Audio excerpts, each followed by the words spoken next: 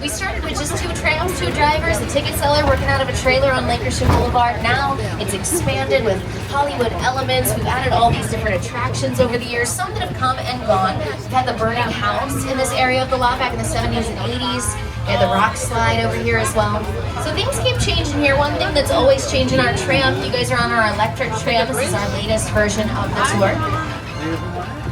But no matter what kind of tram we're on, it always takes us right into the studio. And now we've made it, folks. Look to the left-hand side. This is stage 12. This is our largest and oldest sound stage.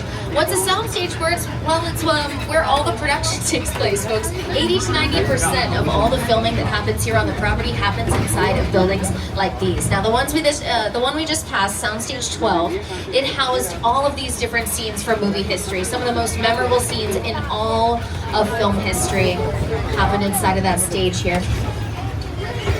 But all of our stages have this kind of long history. They've been around for a while. Some are newer, some are older, some are bigger, some are smaller. But they're all about 98% soundproof, which is really important. That way it's always quiet on set. The walls are 4 times thicker than typical walls and heavily insulated. These buildings also help us control the lighting design. When the doors are shut, it's completely dark inside, allowing the filmmakers to start from scratch, creating whatever lighting effects they need.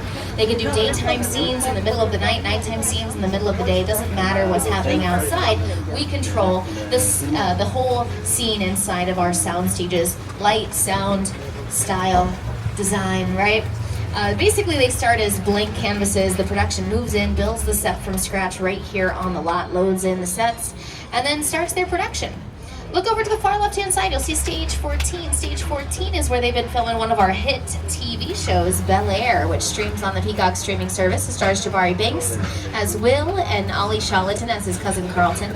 But Stage 14, no stranger to big shows, okay? It was also home to The Mindy Project with Mindy Kaling and Superstore with America Ferrera, and some famous movie scenes from films like Jurassic Park, Apollo 13, and Dr. Seuss's How the Grinch Stole Christmas.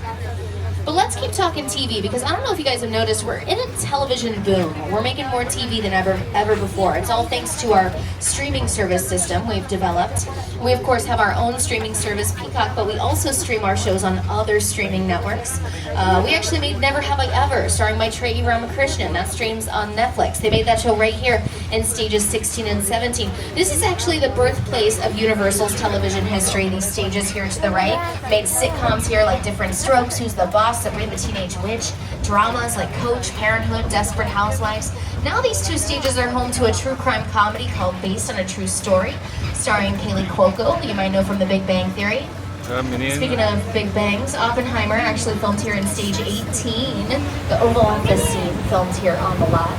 This is also where they brought you all 4 seasons of The Good Place with Kristen Bell and Ted Danson, A Little Mr. Mayor with Ted Danson, and now it's home to a new show called A Man on the Inside, which stars, you guessed it, Ted Danson. Ted Danson loves this stage, and we love Ted. We also love this Ted, Ted the teddy bear. He's our other favorite Ted, drinking his ice-cold generic beer. That looks delicious. Hey, Ted. Do you guys know that Ted has a show? Yeah, a TV show. It's a prequel series, which means it takes place before his famous films, Ted, Ted 2. You can find it on Peacock. Season 1 is out. It's called Ted. It's a good name.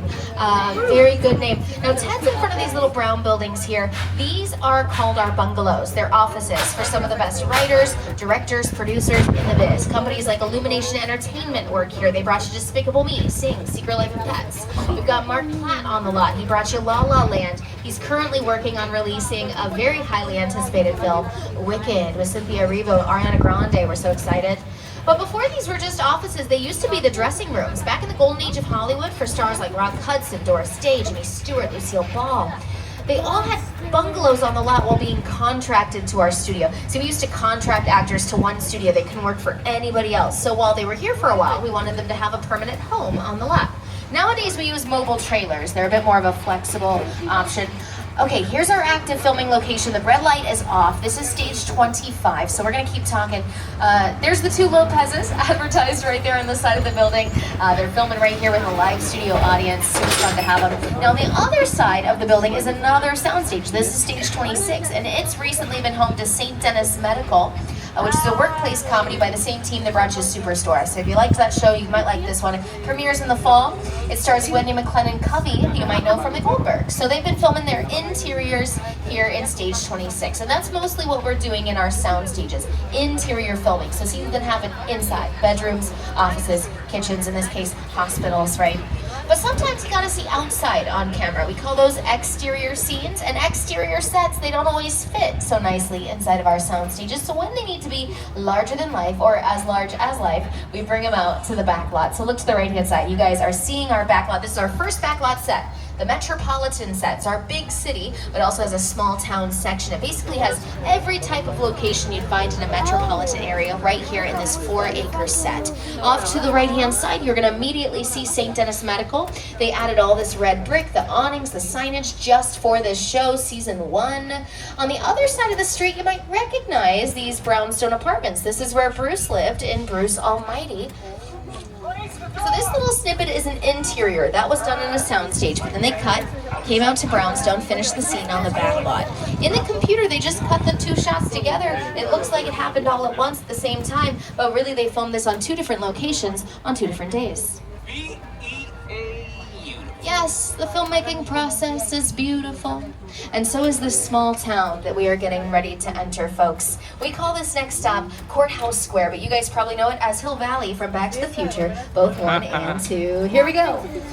Welcome to the Courthouse Square. These sets were used to create Hill Valley in the Back to the Future films. And they represented multiple time periods, 1985, 1955, and the far, far distant future, 2015. To this day, this is one of the most popular sets on Universal Studio Tours. We had a lot of fun making those films here on the lot. I wonder what it'd be like to go back to those days. If only we had a time machine. Hey everybody, do you think we can get this tram up to 88 miles per hour? You might have noticed it looks like a high school now. This is where they're filming Ted Season 2 in the near future. But now we're getting out of Courthouse Square. We're gonna pull into the big city, folks. We're gonna pull onto New York streets. New York, New York, the city that never sleeps. This street is called New York Street, but it doesn't have to play New York. Obviously, it's just a blank slate. We add the details that set us in a certain place, a certain time even. If we wanted we could make this into Chicago, as it was in the Blues Brothers. It was my hometown of Kansas City in the movie City Heat. It was London in The Prestige with Christian Bale and Hugh Jackman. So the possibilities are endless. If we wanted it to be London, we might add a red telephone booth to the sidewalk. If we wanted it to be New York, maybe we'd line the street with yellow taxi cabs. Let's say we wanted it to be Chicago, right? We might make one of these stores into a deep dish pizza spot. It's all about the details. And that's what the production team does. They come in here, they pick out the exact corner of the set they're gonna use for their scene, they deck it out. They have the pedestrians walking by, making things look like a real city, the cars on the street. You've seen this, looking like a real city in a lot of your favorite action movies, superhero flicks, Captain America, the First Avenger, The Amazing Spider-Man, Transformers with Shia LaBeouf, Hobbs and Shaw with Dwayne "The Rock" Johnson. They all have big action scenes take place right here in this city. Why? Well, because it's a fake city, and it's much easier to accomplish stunt scenes and action scenes, special effects, when you're not worried about real pedestrians, real residents, real city infrastructure. Out here, the set is purely for filmmaking, so therefore, you can really do anything you want. We've blown up these buildings, we've burnt them down, we've ran cars into them, we've dug holes into the road. That's actually what they did for the Blues Brothers. Check this out. And you saw it land and make this big hole in the street. That was on the back lot. Dropped from a crane. You dig like that in Chicago, good idea. When people ask me, all of the movies I've ever done, which is the most satisfying and most fun, I've got to say, God told me the best of the world, and got to be an actor and a writer. So it was a good piece of work. Danny called John America's Guest because just didn't walk into anybody's house. During the shooting of the movie, John was missing. We couldn't find him. Danny went off looking for him, saw a light on in this one house, and knocked on the door. They said, sir, we're doing a movie down here. We're looking for one of our actors. Oh, John, yeah, he's on my couch. He came in, he had a snack a couple hours ago, he's sleeping. He was America's Guest. I mean, literally that. Literally. So America's Guest has been here. America's Ninja Warriors have also been here. This is where they do a big obstacle course at least once a season, build it right down the center of the street, have their amazing athletes doing some pretty fantastic feats out here. But folks, we got no time to lose. We gotta get out of our concrete jungle so I can take you to the real jungle of Skull Island. Are you ready? Let's do this. It's the original King Kong. Regarde les buildings, c'est juste. Comment ça le bois? C'est même pas vrai, regarde, vois-tu? Tu veux? C'est tout fake. I like films that just take you away from your... That's it, girl. Kong literally does that. I mean, you're on board the ship, you're sailing to a lost island, you're encountering monsters and creatures from prehistoric times. That's it, girl.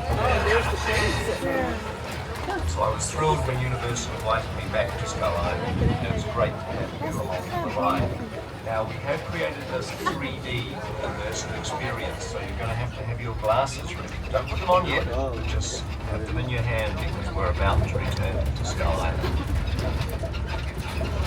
The Universal tram is winding its way through a very rough, narrow trail in Skull Island, allowing the visitors a little sneak peek at some of the wildlife of Skull Island.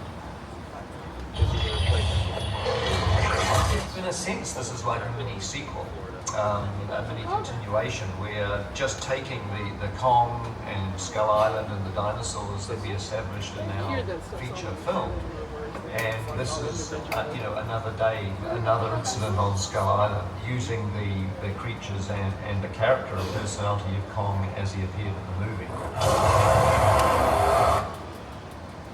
All right, thrill seekers, stay seated, keep your arms and legs inside the vehicle at all times, and hold on tight to your loved ones. By your loved ones, I mean your cell phones, obviously, okay? Hold on to your cell phones. Really, anything important you don't want to lose for the entire day, secure it right now. Things are hard to retrieve from the jungle. You've been warned. Okay, here we go. Skull Island awaits us.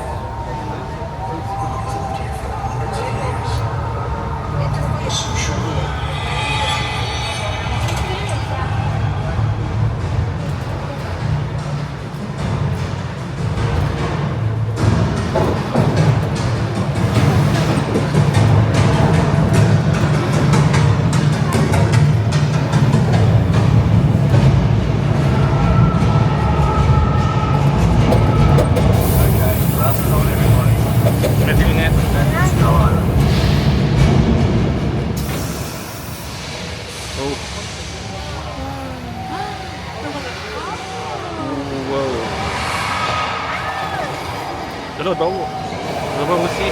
Oh!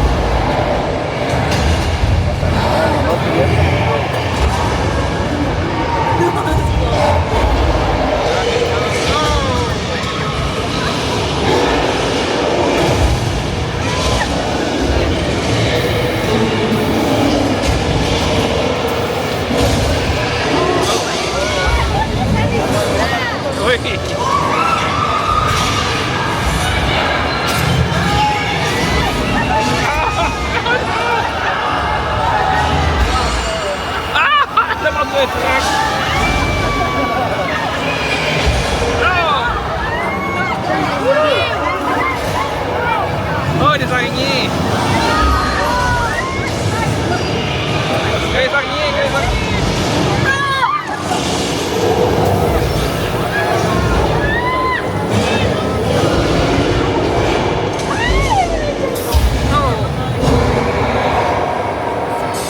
Congratulations, everyone. You just survived King Kong 363 days.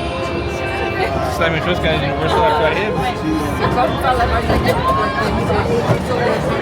Right? faire dans un I guess so. That's cool.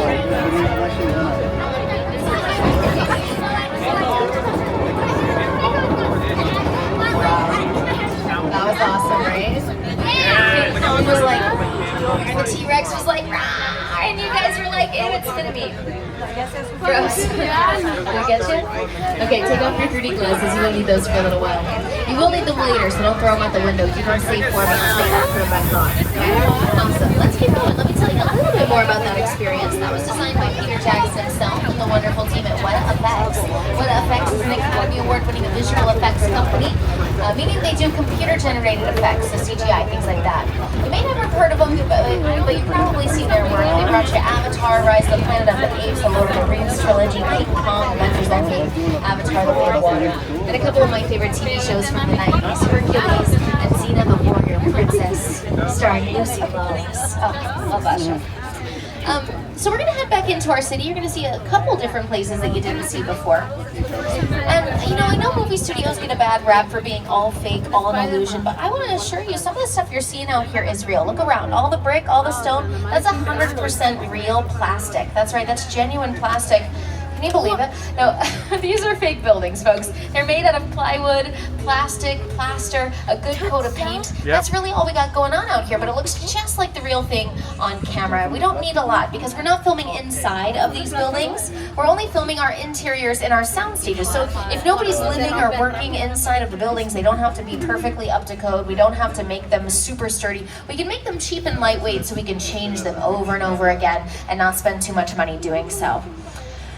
Speaking of a good coat of paint, we got a really good coat of paint on a wall over here to the right-hand side. You're going to see a painting, a mural by artist Tristan Eaton commemorating some of our favorite characters ever. And it's spooky season, folks, so we're excited. These are our monsters. Most of our monster movies were made in the 30s and 40s, and they're still some of our most favorite characters. We're celebrating our monsters at our new theme park even. You know, we've got a new theme park opening next year. Epic Universe, Orlando 2025. A whole section of the park is going to be the Dark Universe at Universal's Epic Universe. Yeah, we're stoked. All right, coming up to one of the busiest areas on the entire lot. To the left-hand side, you'll see a familiar logo if you've lived on planet Earth in the past decade. The Voice, okay? Stage 30 and 31 are home to The Voice, and The Voice has a new coach this year. Hey, Studio Tour. It's your boy Snoop Dogg. You know that the Universal Backlot is home of The Voice? That's right.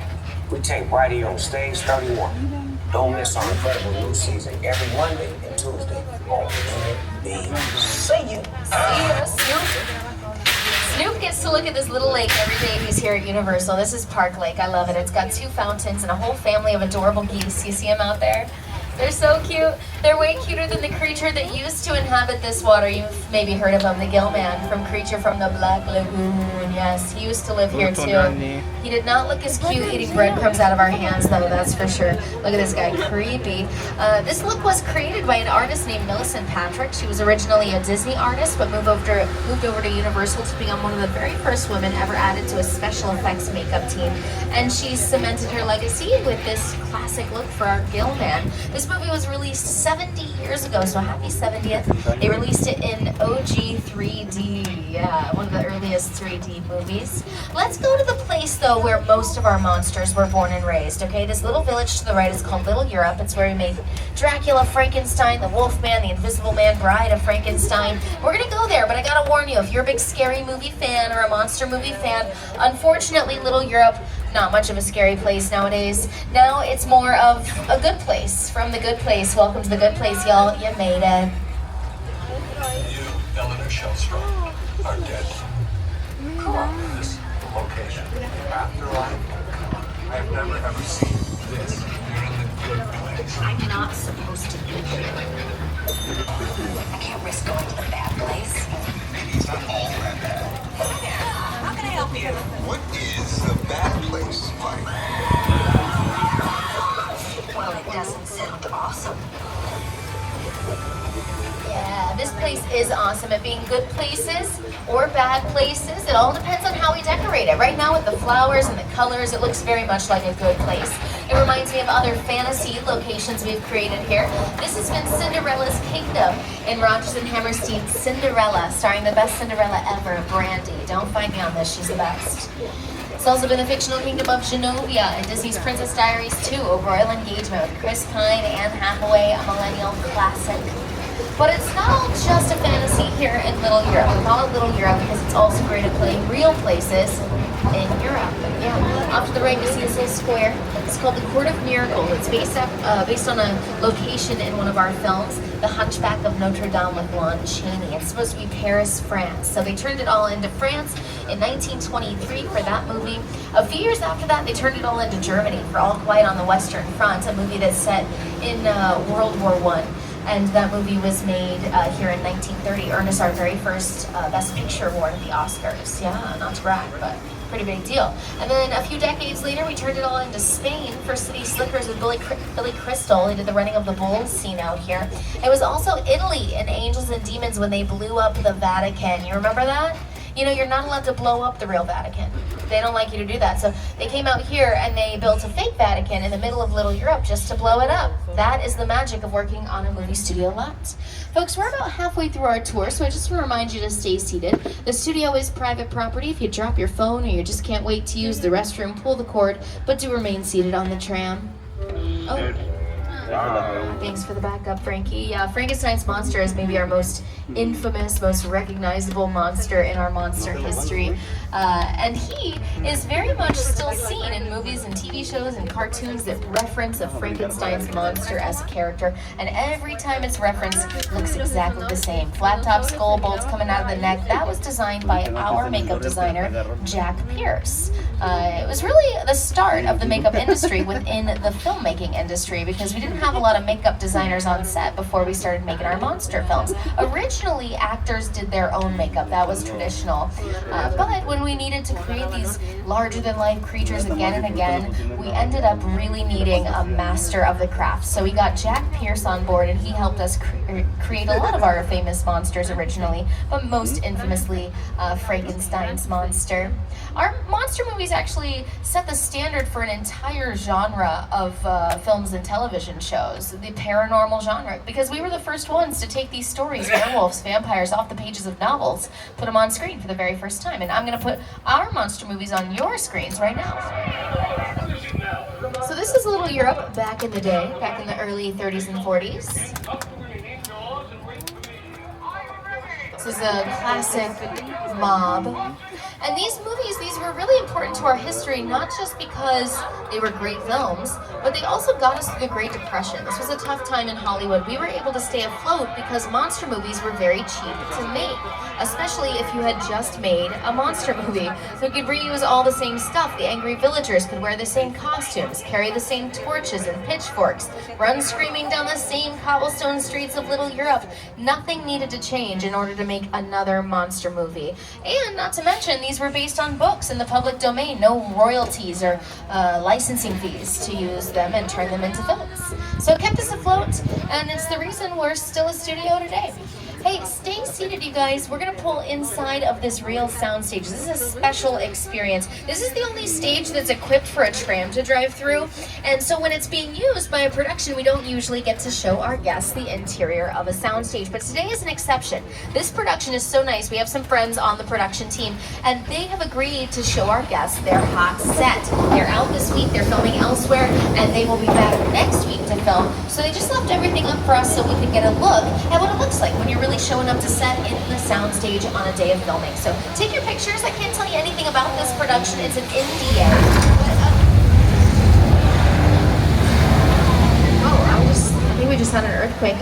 It's gonna be, okay, we're still having an earthquake. Stay seated, you guys, stay seated. This should pass any moment. There's no need to panic. I repeat, no need to panic. Oh no, what's that? No, the roof is caving in. Everybody panic! I said everybody panic. Thank you. Thank you very much.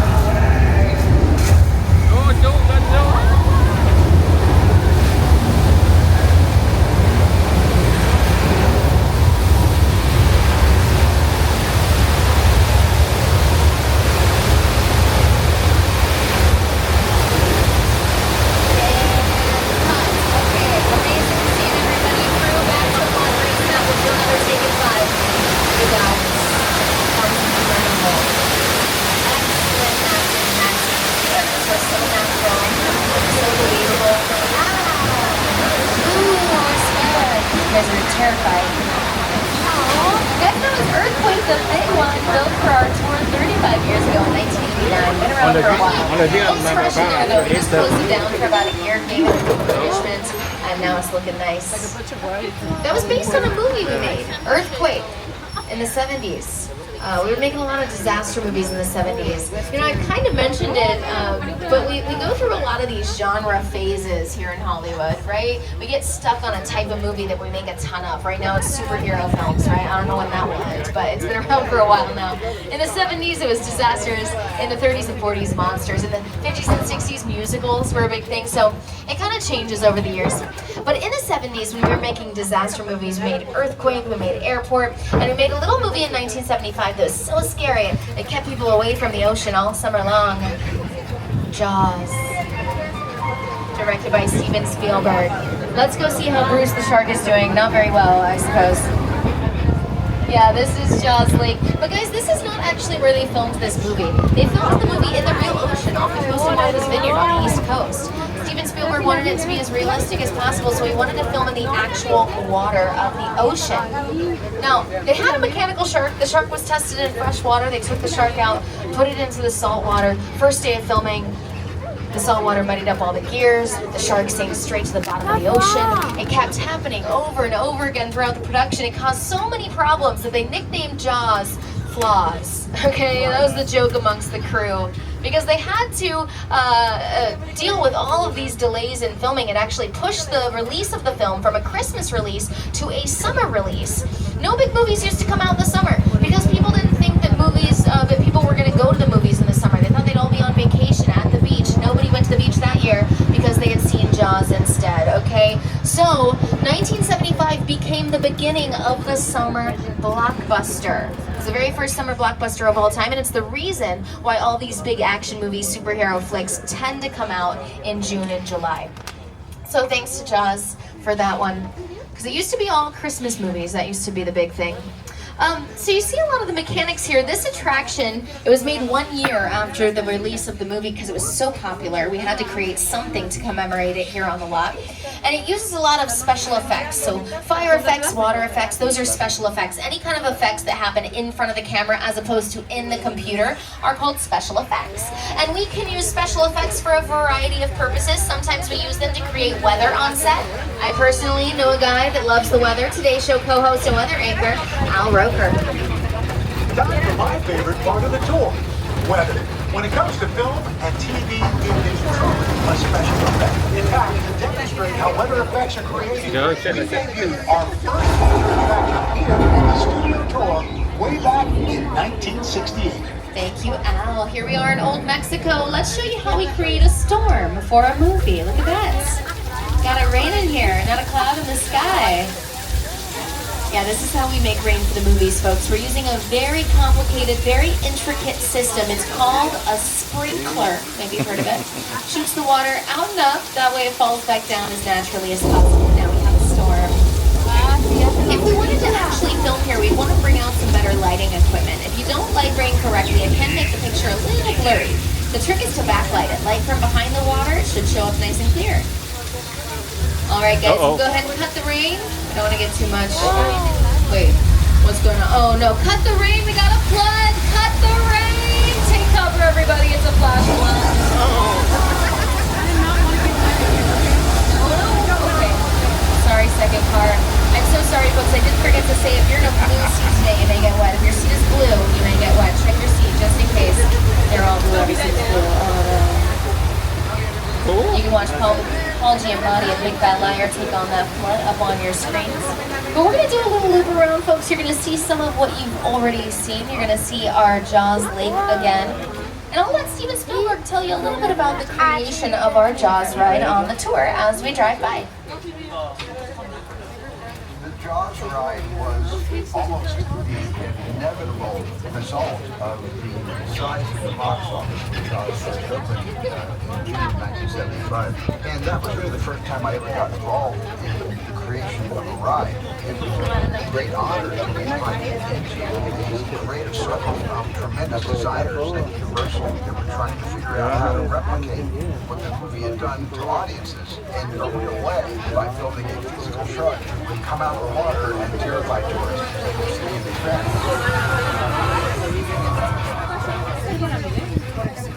Thanks, Steven. Look around, folks. We have made it home. It's our residential area of the lot. We've got a bunch of neighborhood houses, colonial-style houses, mostly that could be from anywhere USA. This house is pretty famous. This is the Chicken Ranch from Best Little Whorehouse in Texas, starring Miss Dolly Parton. And off to the left-hand side, you'll see a very famous street we call Colonial Street, but you might know it as Wisteria Lane from Desperate Housewives. Right now, it's a closed set for a commercial that's filming out here. It's also where Davy lives in Never Have I Ever. The Munsters lived there. Tom Hanks lived there. The Burbs, Casper the Friendly Ghost lived there. We're gonna head up the hill here though. This is a special street. This is Steven Spielberg Drive. It's the longest street on our lot, which makes a lot of sense because we have a very long relationship with Steven Spielberg. My entire career began with my relationship with Universal Studios just as a high school kid on a tour bus. Remember, in those days, there weren't trams, there were buses called the Gray Line Tour Bus. And I was so excited and thrilled to be on the lot. It was my first time ever on a movie studio lot. And during a bathroom break, I hid in the bathroom. And when everybody left to get back on the bus, I waited another 15 minutes until I'm sure the bus left. And then I had the entire lot to myself that day. And in those days, movie lots were so crowded because all movies were made on film lots. Today they're made all over the world, on locations, but most of us focused in those days, in the 60s, on film lots. So nobody noticed me when I was going around from soundstage to soundstage, and I really felt, in my own young way, I owned the lot and had the most amazing day of my life. Look to the left, folks. We're seeing some picture cars from Universal franchises and a couple of other companies' franchises as well. We got some cars from Transformers by Paramount. Basic, yeah. Picture cars can do a lot for our storytelling. They can set us in a time, set us in a place. They can tell us about the personality of the character driving the car. They can even push forward the plot, right? In 1960 Psycho, Marion Crane drives her car up a dark road in the middle of a stormy night, ends up at the Bates Motel, checks into room number 1, and never checks out. Cool. Here we are at the Bates Motel from the sequels of Psycho, but up the hill is one of the oldest sets left standing in all of Hollywood, the original Psycho house from 1960 Psycho. We're gonna drive up the hill here, get a closer look, but what you're seeing around us is decoration, fences, lighting, all for our Halloween celebration, Halloween Horror Nights. This is the site of one of our famous houses. Hey guys, looking cute. We're gonna go see another cutie, Mother. She lives up here in the Psycho house. We shouldn't have any trouble as long as her son isn't home, and I believe he's out today, so we should be good. Oh. Okay, I was wrong. Norman Bates is here, you guys. Norman Bates is here. Don't worry, okay, leave the talking to me. I've worked here for a while. I kind of have a rapport with him, so I'll be able to handle it, okay? Just don't draw attention to yourselves. Hey, Norman! What's up, buddy? You're looking nice. Did you get a haircut? It looks shorter on the sides. It's very sharp. Very nice. Oh, yellow. Yeah, you're looking good. We're just going to pass by, okay? No trouble, no trouble. Wait, what are you doing? No. Not the knife thing. He's got to get over this phase. Norman, stay back. Not the fourth card. They're the best laughers. No? Okay. We're good. Don't worry, he's not going to follow us in here. He's got a healthy fear of alien invasions. Welcome to the set. For War of the Worlds, directed by Steven Spielberg, released in 2005. This is where Tom Cruise and Dakota Fanning hide out from an alien invasion. That, my friends, is a real 747 bought and destroyed for this scene. It's an old plane. They bought it from an airline graveyard, which is where planes go when they're too old to fly. So this one's pretty old. I can't tell you how old, but I can point out that none of the seats have a video screen and all of the seats have an ashtray. So it's pretty old. Here's the scene up on your screens.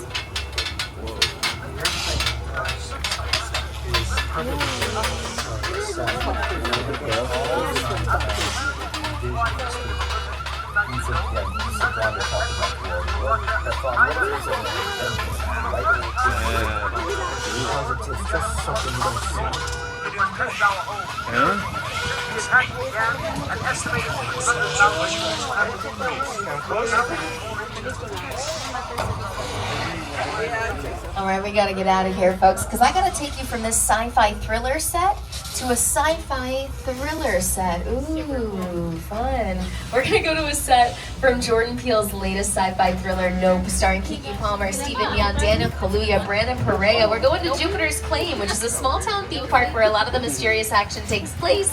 And here to walk you through the entire set is writer, director, Academy Award winner, Jordan Peele. Movie magic only happens when a team of collaborators, often in the hundreds, work together to take an impossible mission and bring it to life. This is Jupiter's Claim, a nostalgic, small-time Southern California amusement park owned by former child star Ricky Jupe Park.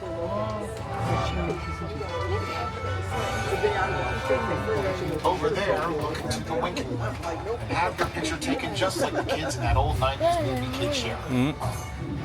That's what this whole place is loosely based on. Remember that one? No? What? A little further down, you can see the brand new Star Lasso experience.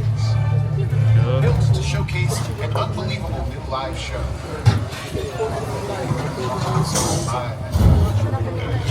Anyway, behind this Hollywood fantasy rush frontier town lies a sinister scene. It is smack down in the center of the universe. Welcome to the world of no.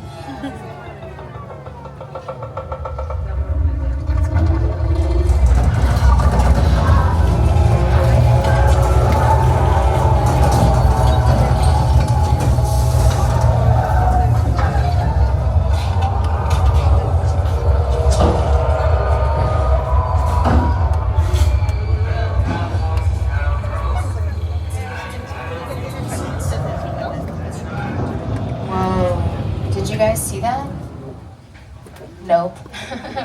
Okay, don't worry, you weren't supposed to. It's just a great example of using sound effects to build your suspense, put you on the edge of your seat, make you wonder what's about to pop out next. This is exactly what they do in thrillers and horror movies all the time. They're always trying to manipulate your emotions using your senses. And sound is actually a really effective way to do that. It's very important in horror movies and thriller movies and even horror-themed events like Halloween Horror Nights. It's all about the sound. The sound designer on Nope is named Johnny Byrne. He used a combination of wind sounds that he... okay. Hold on one second. Nick, are we being rerouted or something? Oh, okay. I'm so sorry, folks. I didn't... this has never happened to me before, okay? The security team has a bit of a safety concern. They've asked that we pull off the route into our designated safe spot, which I didn't know this, is this truck shop. So we're gonna hang out here until we get the all clear. Apparently they've sent somebody out here to tell us what's going on specifically, so we'll see if we can see them. Hello, anybody in here? Name is Roman Pierce. Oh, there he is. Hey, Roman. You too, what's up? Buddy Hobbs asked us to stash you in Shaw for a while. We brought you in our secret spot.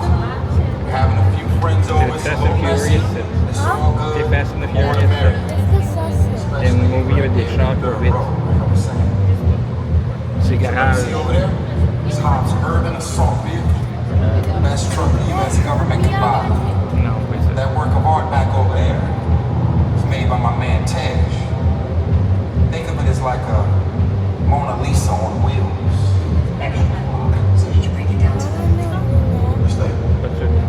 We have one job to do, Roman, one. Alright, look guys, we're gonna keep Shaw from finding you. But to keep you safe, I need your help. We don't want the syndicate tracking us here. So put away your cameras and turn off your cell phones. One flash or one ringtone can give us away. I need y'all to take this real serious. Okay, pull into the next bay and we'll meet you in there. Alright, wow. Seems really serious, but don't worry folks, I will keep you safe.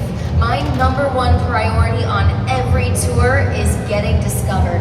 But my second priority is your safety, and I mean that, okay? Take that very seriously. So you're in good hands with me, folks. We do need to lay low for a while if we have a dangerous criminal on our tracks. So I'm gonna put you all in our witness protection program here at Universal Studios, which is not much of a program. Honestly, it's more of a party. Welcome to the witness protection party, everybody. Yes, here at Universal, even hiding from a dangerous criminal is a good time. Here you can lay low and get low, all while dressed like J-Lo. Let's go. Bring it down now.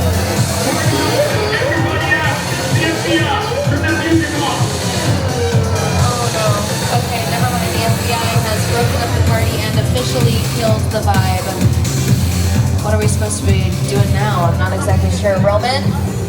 This is what we're doing. This is the race day after party. And the, what other? Roman Pierce, FBI, don't move. Neil? That's right, party's over. You know how long I took to iron this shirt, man? I'm not. You're under arrest right now. Ladies, just back up a little bit. Got it. It's lightweight. First of all, I don't work for you. Oh, really? Well, tell me, Roman, who do you work for? We don't work for nobody. Cop, I suggest you clear out of here, otherwise we can't guarantee your safety. Guarantee my safety? I'm the one holding the gun. Yeah, but mine's a whole lot bigger than yours. Hobbs, escort this novice out. Let's go, Cookie Puss. You got an ugly suit on. It's cheap. Somebody out there really pissed off Shaw. It's gonna get ugly fast. Yeah, don't worry. Lucky for you, our whole family protects you. Are you kidding me, Roman? You didn't shut off your phone, bro? I gotta call you back. I'm in the middle of this. See what I'm talking about? Call you back. Man, it was on vibrate. Shaw traced us. House can't hold him forever. Letty, Roman, we're up. Driver, move that vehicle. It's about to get real interesting. Mona Lisa's all warmed up right next door. Roman, grab your truck. I need you and Letty ready to roll.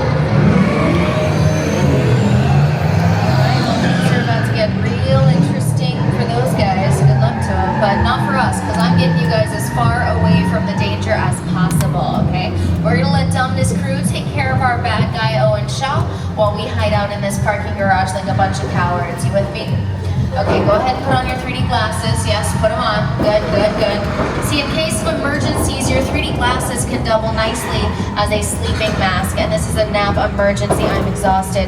And we have some darkness down here, we don't really have anything to do, so we might as well just take a nap, okay? So lean back, relax.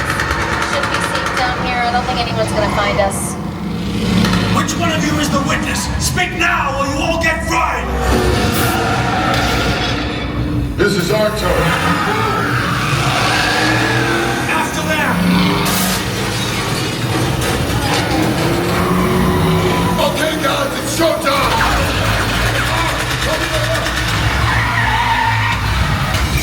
Let's do it fast enough. Roman, Letty, hook him up. I got the ball by the horn! Now we're moving.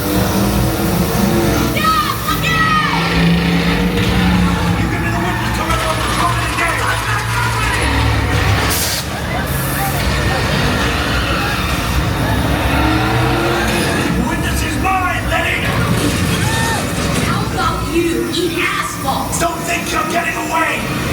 Go in there, close! Way to go, Letty. Don't call another missile shot! Not gonna happen. Don't worry, I got this. Under construction! Everybody hold!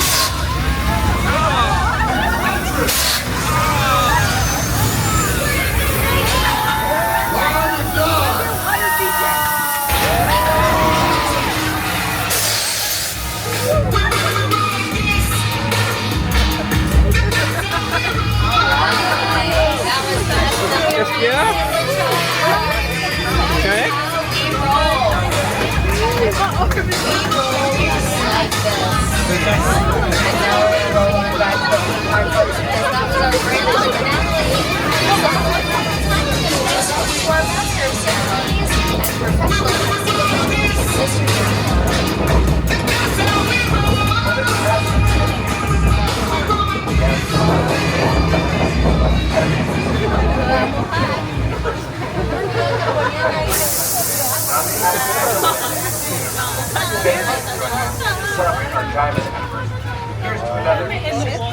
Cheers to me and cheers to you guys. Thank you so much for being here, especially this year. It's our 60th anniversary this year. We're so happy you're here to celebrate with us. Thank you guys. Thank you.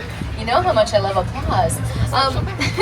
But give yourselves a round of applause because we're so happy you're here. You know, the studio tour is where it all began for Universal Destinations and Experiences. Started as just 2 glamour trams traveling around the lot in the summer of '64, but ever since we've developed into so much more, including 7 theme parks entertaining millions of guests every year, and of course our upcoming Universal